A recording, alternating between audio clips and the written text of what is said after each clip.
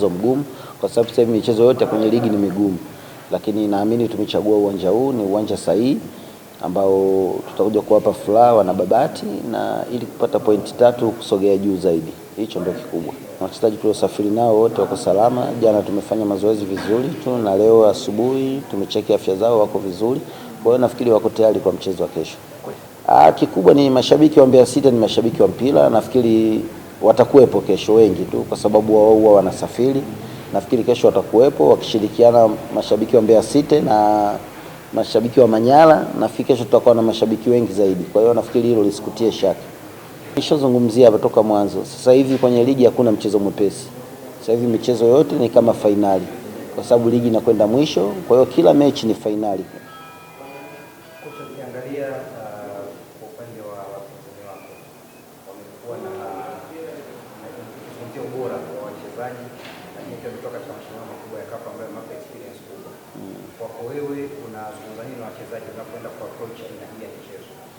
Ndio maana nimekwambia utakuwa mchezo mgumu, lakini na mimi na wachezaji wazoefu wako wengi tu. Kwa hiyo yani sina sababu, sina kisingizio kusema sina wachezaji ninao na wako imara, na naamini kesho itakuwa mechi nzuri tu. Neno la mwisho kwa mashabiki wa Mbeya City. Mashabiki wa Mbeya City kesho waje kwa wingi. Manyara tena sasa hivi ni Mbeya City Manyara, kwa hiyo waje kwa wingi. Timu yao iko imara na nafikiri kesho watawapa burudani nzuri tu na watatoka uwanjani. Muda wanaenda kufuturu, wataenda kufuturu vizuri tu, watakuwa wamelizika. Mwenyezi Mungu tumefika salama Manyara na hali ya hewa kidogo kama ya kwetu Mbeya. Kwa nafikiri kwa upande wa wachezaji sisi wote tumejiandaa vizuri, kwa sababu tunajua umuhimu wa mchezo na tunajua tunahitaji pointi 3. Tunaheshimu Singida, ni timu nzuri, lakini kwa upande wetu sisi pia tuko na wachezaji wazuri, kwa sababu hatuhitaji kitu kingine zaidi ya pointi 3 kwa ajili ya mechi kesho ili tukae sehemu nzuri.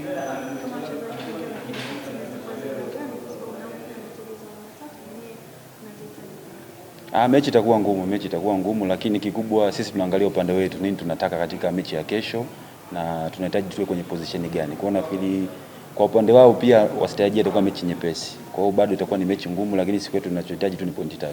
Nafikiri kikubwa ni nidhamu ya mchezo, kwa sababu kila mtu anajua sisi tunachohitaji kufanya ni nini, na kwa sababu tunaongea, mwalimu naye anatoa ambacho sisi tunataka tukifanye.